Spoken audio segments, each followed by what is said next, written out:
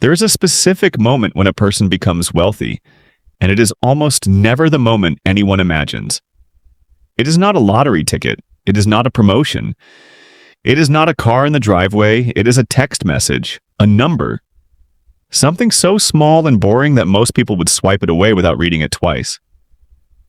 This is the story of that text message, and the 12 years it took to make it feel ordinary.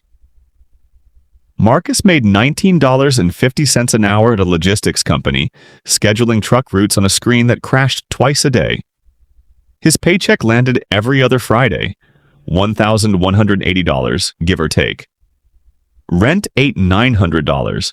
His car ate $110. What was left over disappeared into a category he privately called everything else, which was really just a nicer name for nothing. One Sunday, his cousin Denise showed his a brokerage app on his phone. Not because Denise was rich, but because Denise was bored and thought it looked interesting, like a video game with real stakes. Marcus put in $50, then he forgot about it for 3 months. When he remembered, he checked the app expecting to feel something. Instead, he found a line item. Dividend, 61 cents. 61 cents. He almost laughed at how small it was, but he sat with it for a second longer than the joke deserved, because something about it was strange. He hadn't worked for that 61 cents. He hadn't clocked in. He'd been asleep or at a birthday party or annoyed in traffic, and the money had shown up anyway. That was the whole beginning.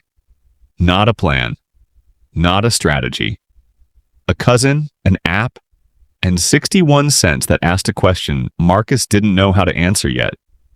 What if this got bigger? By 27, Marcus's salary had climbed to $54,000. His investment account, he'd started calling it the quiet account, held $22,000.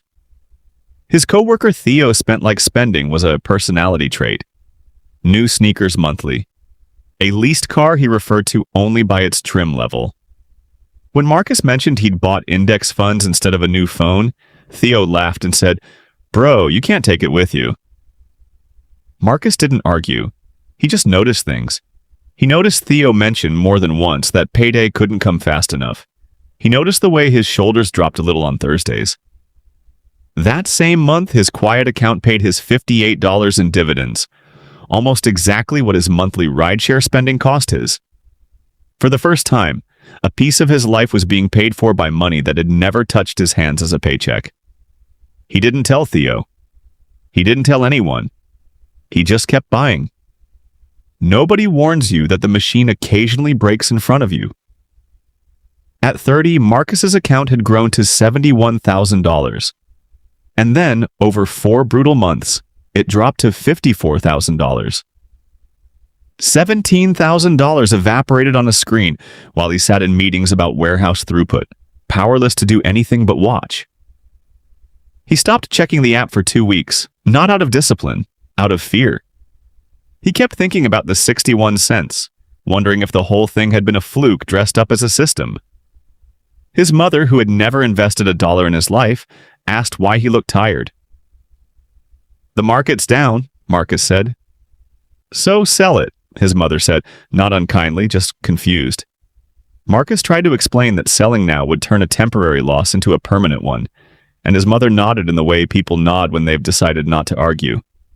That night on payday, Marcus bought more shares, at the lower price with hands that weren't entirely steady.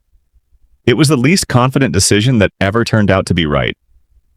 At 34, something shifted that had nothing to do with luck. Marcus's salary was $68,000.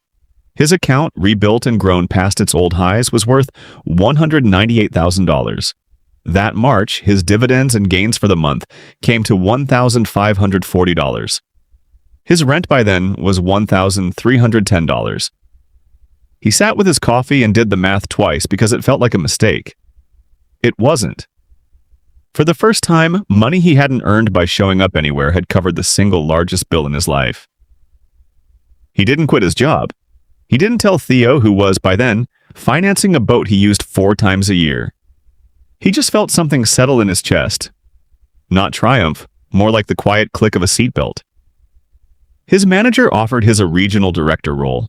More pay, more travel, more of his calendar owned by other people. The raise would have added about $1,100 a month after taxes. The old Marcus, the one who'd once cried in a bathroom stall over a $40 overdraft fee, would have said yes before the sentence was finished. This Marcus asked for a weekend to think, which visibly unsettled his manager. People at his level were supposed to want more altitude, not more time. He ran the numbers that weekend. His portfolio that year was already generating close to $1,050 a month on its own. Without asking for a single extra hour, a single missed dinner, a single canceled weekend. He turned the roll down. Not because he didn't want to grow, because he'd realized growth didn't have to cost the parts of his life he actually liked. This brings us back to where we started. Marcus was 41. His salary after a decade of slow raises was $89,000. On a Tuesday in October, sitting in a meeting about a supply chain delay nobody could actually fix, his phone buzzed once.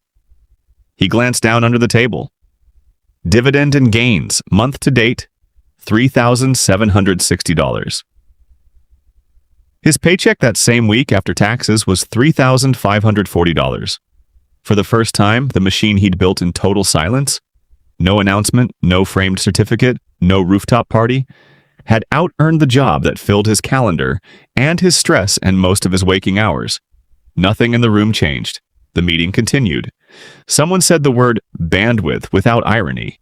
Marcus nodded, put his phone face down, and kept listening.